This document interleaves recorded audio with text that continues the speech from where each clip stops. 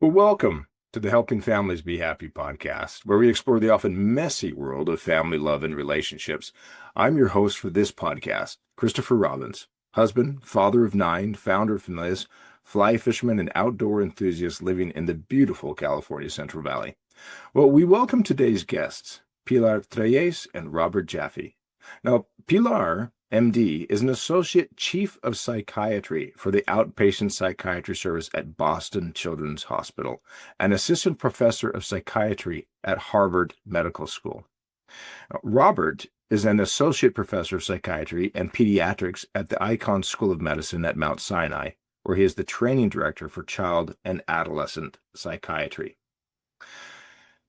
Pilar and Robert are the co-authors, along with Alexander Kolovzan, of the book A Parent's Guide to Starting Psychiatric Medications for Kids, Start Low and Go Slow When Medicating Children, which was published by Familias.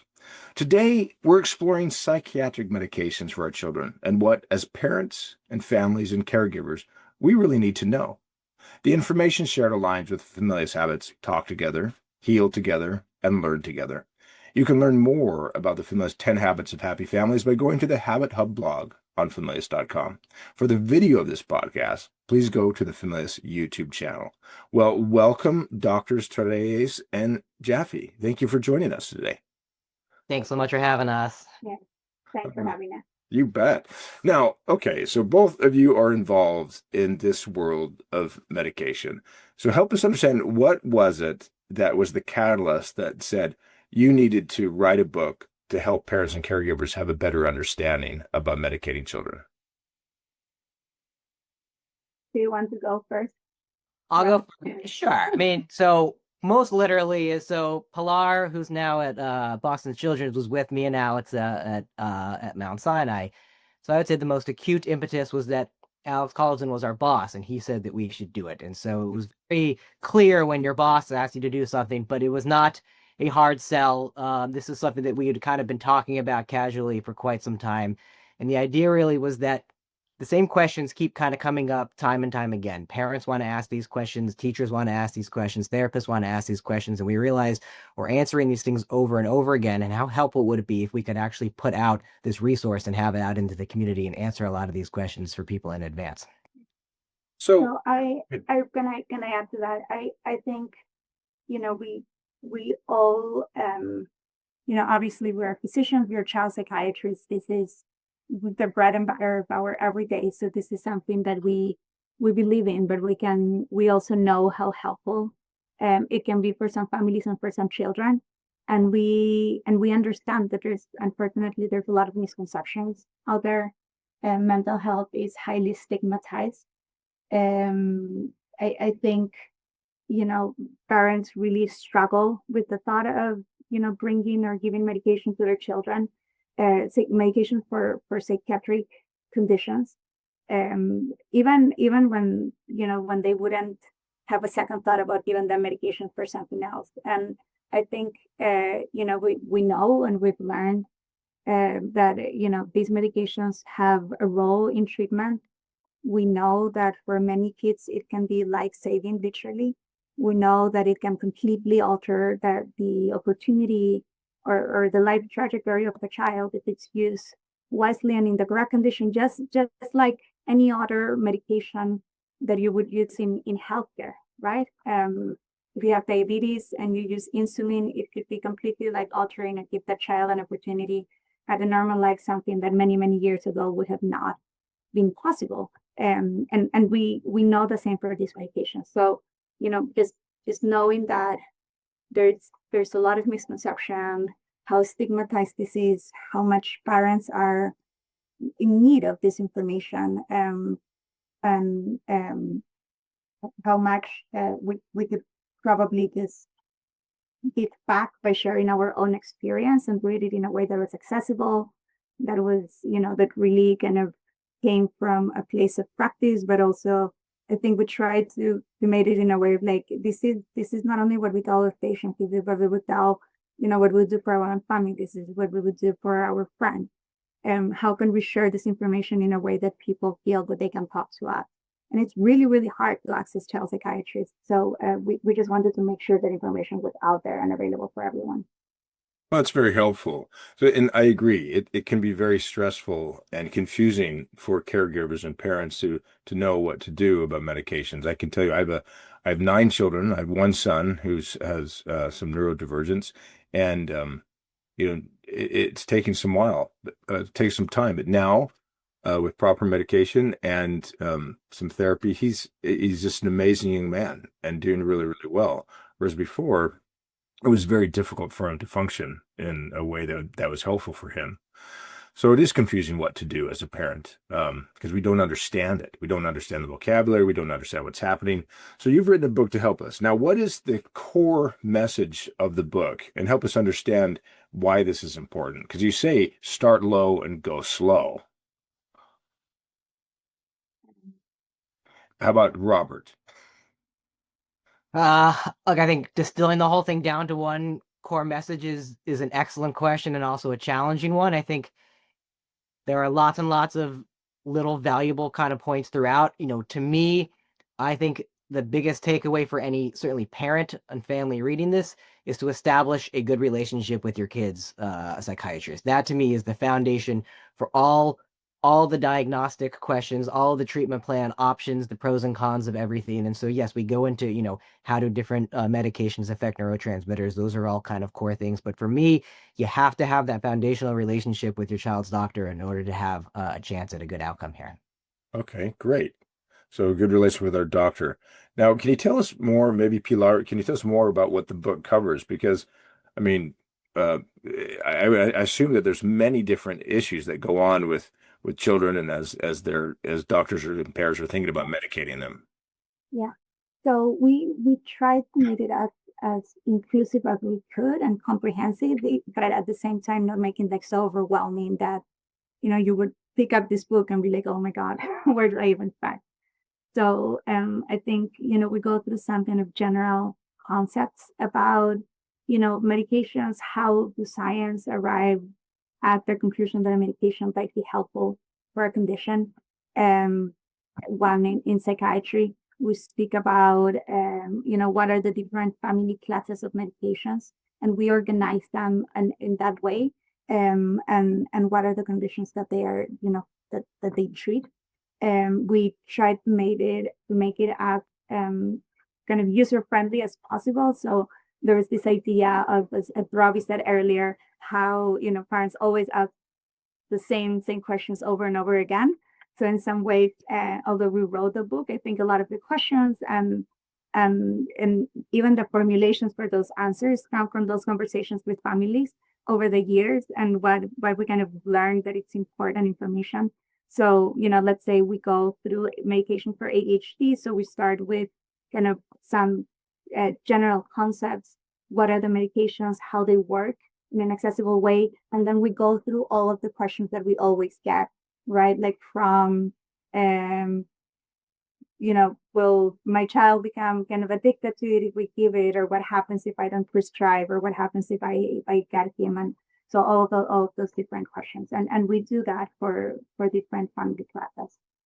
So it's helpful. I think if we're looking at your book, I think it covers a lot, whether it's ADHD, anxiety, depression, mood disorders, psychosis. And you even cover things like, I think you say practical issues like growth, sleep, appetite, Yeah. how to talk to your kids about medication. So, and myth versus fact. Are there a lot of myths when it comes to medications that we need to be aware of? Yes. There's a lot of me, for sure.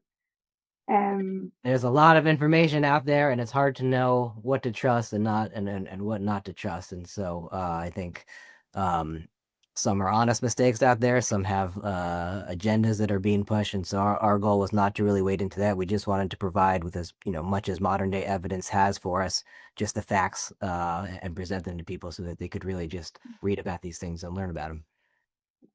One of the things I like about your book is that we don't, if we identify maybe our child has some anxiety or maybe a child has depression, we don't have to just rush in and try to solve the whole thing with medications.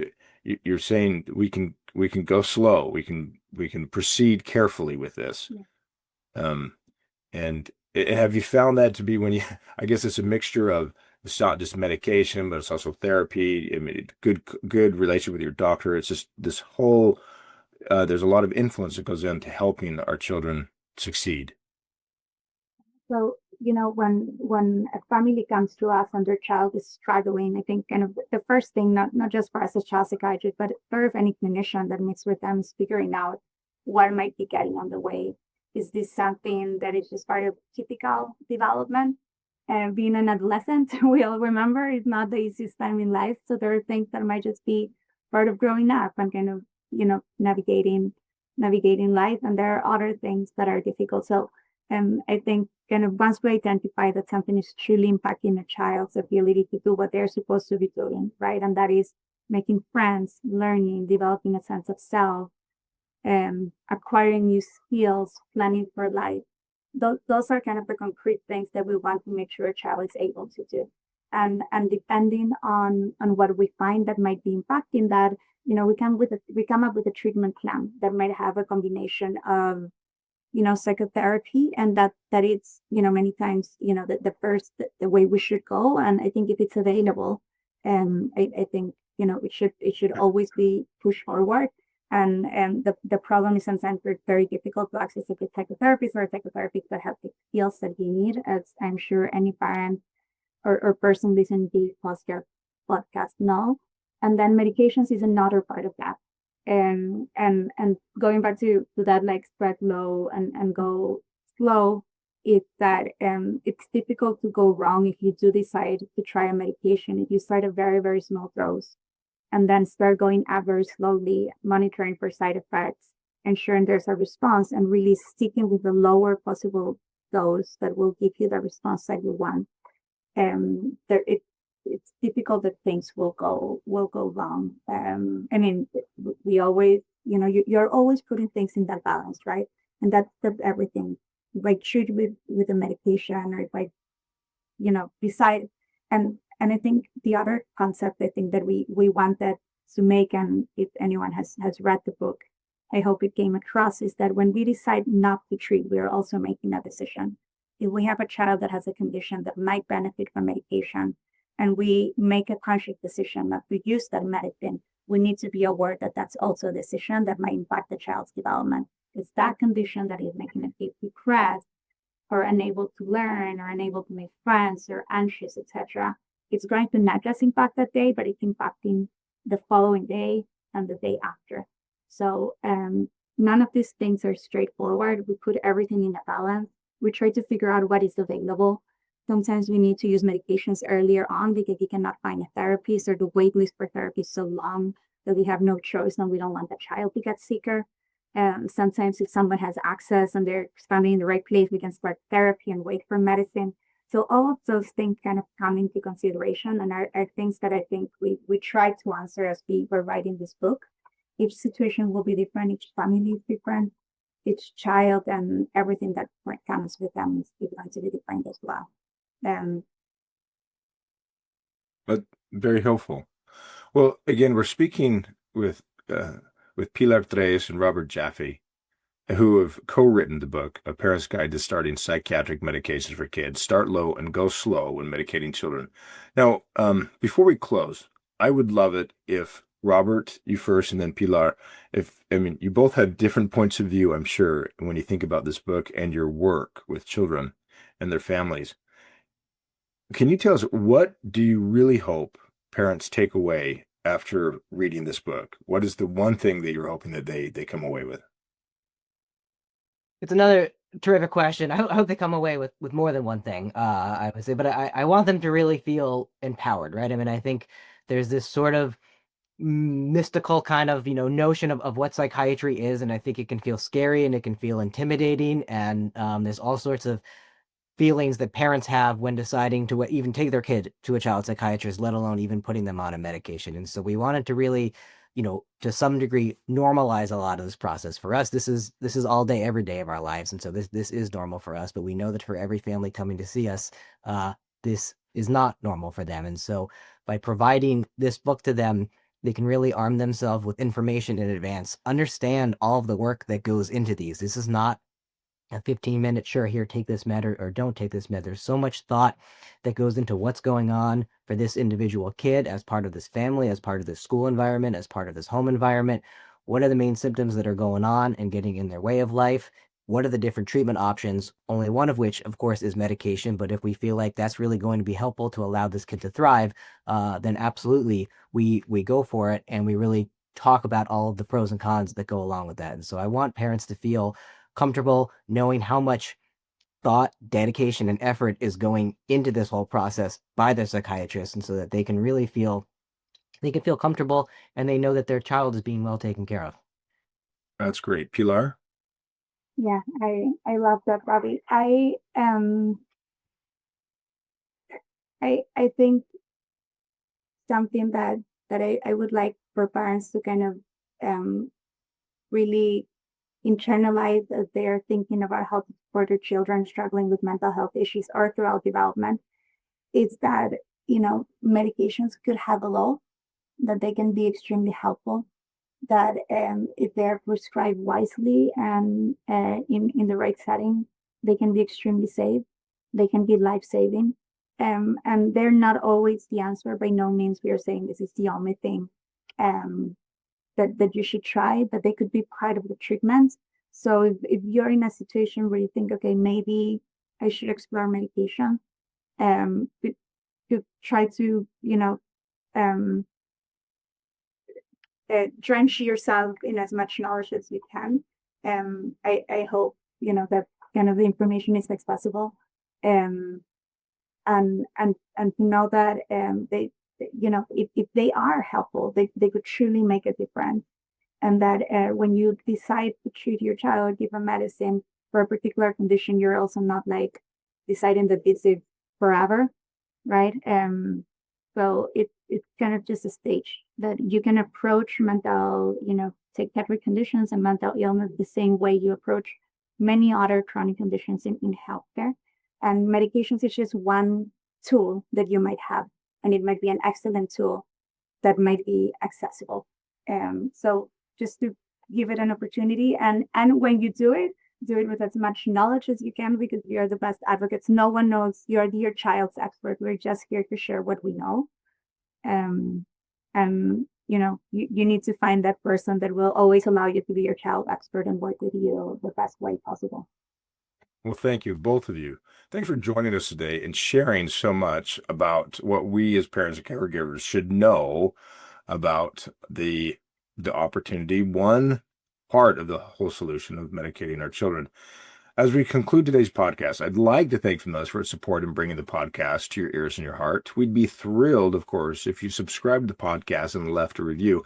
And when you're ready for that next amazing book adventure, we'd be honored if you chose a book from Familias. One step at a time, one careful medication at a time, we can make the world a happier place.